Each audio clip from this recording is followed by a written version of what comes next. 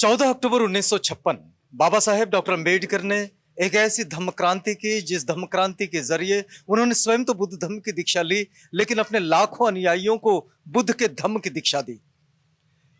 आज 66 साल बीत चुके हैं और इन 66 सालों का एक छोटा सा आंकलन इस समय हम आपके पास पहुंचा रहे हैं। और अब हम इस कड़ी में पहुंचे हैं यहां बहुजन हिताय संघ के पास। बहुजन हिताय संघ ये एक ऐसा संघ है, अपने नाम से ही ये अपने आप को परिचित कराता है कि ये बहुत लोगों के हित और सुख के लिए काम करता है। यानी कि उनके जीवन को सशक्त बनाने के लिए, उनके जीवन को बेहतर बनाने के लिए अपनी ओर से जो योगदान आता है उस योगदान को ये पहुंचाने का प्रयास करता है। वैसे ये साप्ताहिक मीटिंग का वक्त है और ये जो गेट टुगेदर होता है ये मात्र गेट टुगेदर नहीं होता बल्कि एक विचारों का आदान प्रदान होता है। सिर्फ एक दूसरे से शेक हैंड करने नहीं आते, ये लोग विचारों का आदान प्रदान करते हैं। अपने आप को बेहतर बनाने के लिए किन चीज़ों को हमने आत्मसात करना चाहिए इस पर भी ये काम करते हैं और यहाँ से ये आगे भी बढ़ते हैं। इस समय हम देख रहे हैं कि यहाँ बहुजन हिताय संघ का ये पूरा सदस्यगण और इसके सारे ऑफिस बेरर्स, इसके कार्यकारिणी के लोग और इस बहुजन हिताय संघ के अध्यक्ष डॉक्टर शंकर खोबरागड़े साहब ये भी इस समय यहाँ उपस्थित है। आज का चूंकि ये साप्ताहिक कार्यक्रम होता है तो कुछ मेहमान भी हैं जो विशिष्ट अतिथि के रूप में इस कार्यक्रम में उपस्थित हैं, लेकिन हम लोग बातचीत करेंगे। हमारा ये उद्देश्य है कि आपके पास ये जो दीक्षा का प्रभाव मिलता है बाबा साहेब की बुद्ध धम्म दीक्षा का, इस प्रभाव को आपके पास पहुंचाए। सर, सबसे पहले तो आपका बहुत बहुत धन्यवाद कि आपने आपके काम को थोड़ा सा ब्रेक करके हमें बात करने के लिए मौका दिया, तो इसलिए आपका बहुत बहुत आभार, बहुत बहुत धन्यवाद। हम लोग बातचीत आप ही से शुरू करना चाहेंगे। हम ये जानना चाह रहे हैं, आप बैठिएगा सर, कि ये जो बहुजन हिताय संघ है, इस संघ को निर्माण करने की क्या आपको आवश्यकता पड़ी और इसका काम कब शुरू हुआ? इसका काम जो है 2015 में 22 नवंबर को शुरू हुआ है और इसका एक ही उद्देश्य है कि हमारे जितने भी बुद्धिस्ट लोग हैं नागपुर में और पूरे विदर्भ में, महाराष्ट्र में, सबको एक साथ एक ही मंच पे लाकर प्रत्येक शनिवार को हमारी साप्ताहिक सभा होती है और साप्ताहिक सभा में हम लोग बाबा साहब का जो सबसे मेन जो उद्देश्य था ब्रदरहुड, मतलब उसको भ्रातृत्व बोलते हैं ना, ब्रदरहुड जो होता है वो ब्रदरहुड में उसमें ऐसा बताया जाता है कि आप सभी लोग ब्रदरहुड फॉलो करो, फ्रेटर्निटी फॉलो करो, डेमोक्रेसी फॉलो करो और एक फ्रीडम जो दिया है बाबा साहब ने, जो संविधान दिया है और हमारा समाज जो आज विघटन हुआ है उसका एकत्रीकरण करना, ये बहुजन हिताय संघ और बहुजन हिताय संघ के माध्यम से लोगों तक जाना, एजुकेशन का प्रचार करना, सक्षम, साकेत और सांची, ये जो हम प्रोजेक्ट चला रहे हैं ये उसका उद्देश्य है। सक्षम, साकेत और सांची, इस प्रोजेक्ट पर तो हम लोग इस बातचीत के अंत में आपसे बात करेंगे, लेकिन हम आपको एक बात याद दिला देते हैं कि तथागत बुद्ध की शिक्षाओं में वज्जियों का एक बड़ा अच्छा उदाहरण मिलता है। और वज्जियों का उदाहरण देते हुए तथागत कहते हैं कि भाई अजातशत्रु वज्जियों को बिल्कुल परास्त नहीं कर पाएगा, क्योंकि वे एक साथ मिलते हैं, एक साथ बैठते हैं, अपनी समस्याओं पर विचार विमर्श करते हैं, अपनी बातों को ठीक ठाक समझते हैं, उसके बाद चर्चा करके किसी निर्णय पर पहुंचते हैं और उस कार्य को आगे बढ़ाते हैं। इसलिए जो हमेशा मिलते हैं, एक दूसरे से मिलकर रहते हैं, मिलजुल कर काम को आगे बढ़ाते हैं, वो परास्त नहीं हो सकते, भले वे संख्या में कम हो गए।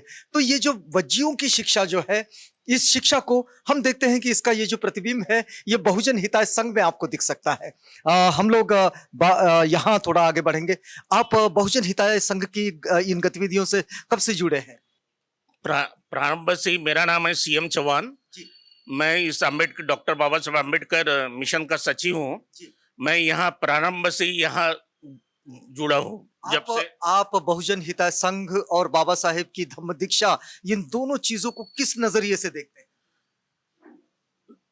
बहुजन हिताय संघ और ये दीक्षा हम इसलिए डॉक्टर बाबा साहब अम्बेडकर मिशन में ये एक्टिविटी इसलिए चालू की है कि डॉक्टर बाबा साहब अम्बेडकर ने बौद्ध के बारे में और बाकी जो समाज हमारा पढ़ना चाहिए, आगे बढ़ना चाहिए, इसके लिए जो संदेश हमारे को दिया, ये डॉक्टर अम्बेडकर मूवमेंट समाज में कैसे पहुंचे, इसलिए ये महाराष्ट्र के जो चीफ सेक्रेटरी थे रत्नाकर गायकवाड़, उनके अंडर में यहाँ हमने डॉक्टर बहुजन हिताय संघ और एसीजीपी यानी Ambedkar center for justice and peace ये यहाँ चालू किए।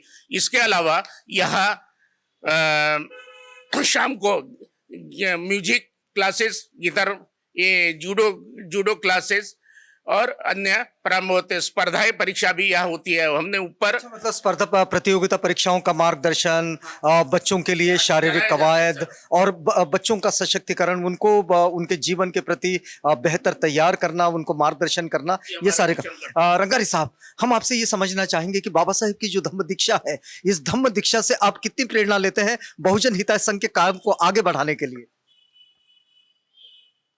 देखिए, बहुजन हिताय संघ ऐसा संघ है, एक तो सबको लेके चलने वाला संघ है, और हमारे जो प्रेसिडेंट है बहुजन हिताय संघ के, वो डॉक्टर शंकर खोबरागड़े साहब है। इनके वजह से बहुजन हिताय संघ इतना आगे बढ़ा है कि बहुत कुछ बढ़ा है।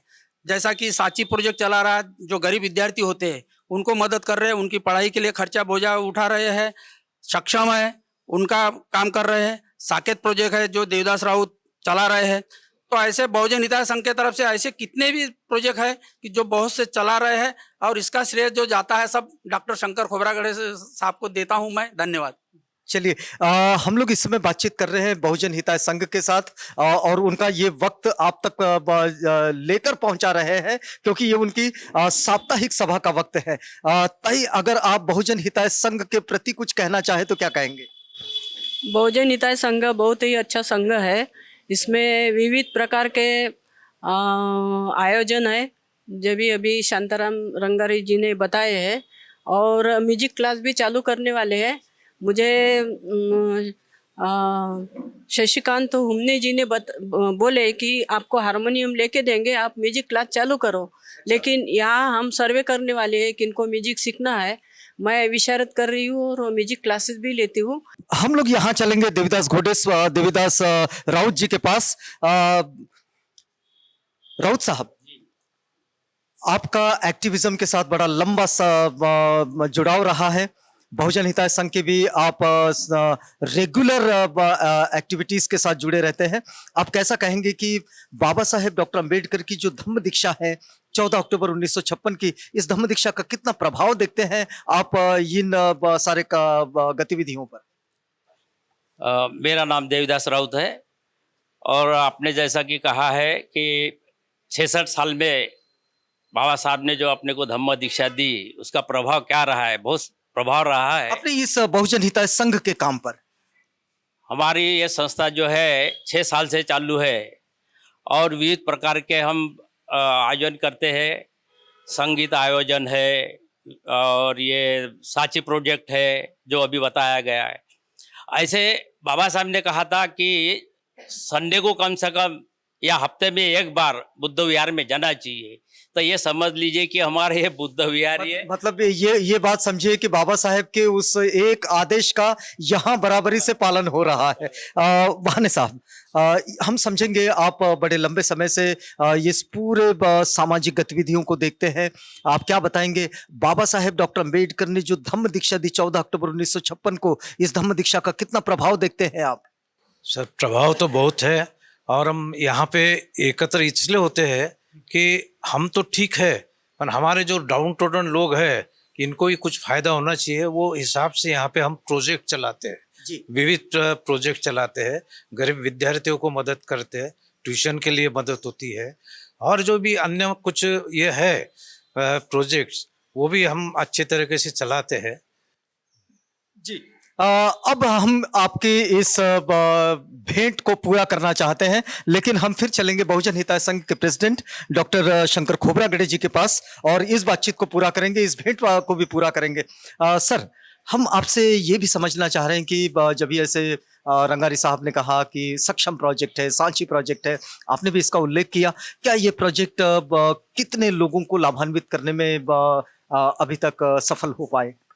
सांची जो प्रोजेक्ट है, ये जो पिटेसूर और गोरेवाड़ा यहाँ की जो कन्याएं हैं, लड़कियां हैं, जिनके जो पेरेंट्स हैं, माता पिता है, ये प्लम्बर है, कारपेंटर है, और झुग्गियों में रहते हैं। लेकिन कोविड पीरियड में क्या हुआ, उनको हमने फूड पैकेट दिए, और उसके बाद ऐसा हमको लगा कि ये लड़कियां स्कूल छोड़ के जाएगी, ड्रॉप आउट हो जाएगी। तो हम लोगों ने 1,000 रुपये जमा करके उनकी जो फीस है गोरेवाड़ा पब्लिक स्कूल या बाकी जो स्कूल है उनकी फीस दी है उन लोगों को, और उनको बताया कि कम से कम आप नए डॉक्टर इंजीनियर बन सकते हैं तो टीचर या नर्सेस ये बन सकते हैं। उनको हमने आश्वासन दिया, महत्वाकांक्षा उसमें जागृत की, और उसके बाद हर महीने में हमको हमारे जो बहुजन हिताय संघ के लोग हैं वो दान देते हैं, वो दान में से हम उनको मदद करते हैं। मतलब इसको ये कहा जाएगा कि अपनी एक सामाजिक जवाबदेही को पूरा करना। ये सामाजिक जो जिम्मेदारी है, हमारी सोशल रिस्पॉन्सिबिलिटी, पे बैक टू सोसाइटी जिसको बोलते हैं हम लोग, कि आज हमारे पास जो भी चीजें हैं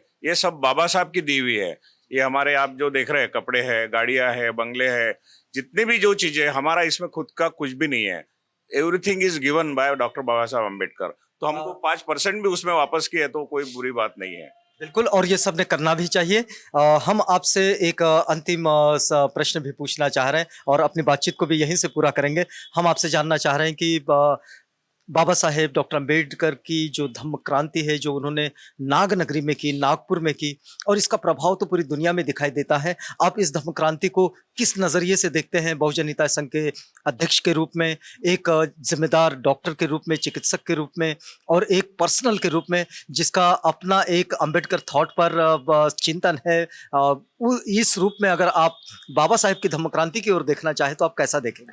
ये बाबा साहब जो थे महापुरुष थे, और महापुरुष के 3 जो क्राइटेरिया होती है कि समाज जब पूरे दलदल में फंस जाता है, उसको कोई भविष्य नहीं होता, उस टाइम से ये जो होते हैं महापुरुष, ये दिशा दिखाते हैं। और बाबा साहब ने नागपुर नगरी, जो नाग नगरी बोलते हैं, जहाँ नाग नदी जाती है, और यहाँ इसलिए दी है कि पुरानी बुद्धों की ये भूमि है, और उसको पुनर्वसन करके, पुनर्जीवित करके बुद्ध धम्म को बाबा साहब ने जागतिक जो नक्शा है इसके ऊपर लाने की कोशिश की। और हम लोग यही करते हैं कि हमको बहुत सारा स्वाभिमान है कि हम बाबा साहब के बच्चे हैं, बाबा साहब के फॉलोअर है, और हर बुद्धिस्ट का एक कर्तव्य बनता है कि उसने बुद्ध धर्म का प्रचार करना बहुत जरूरी होता है।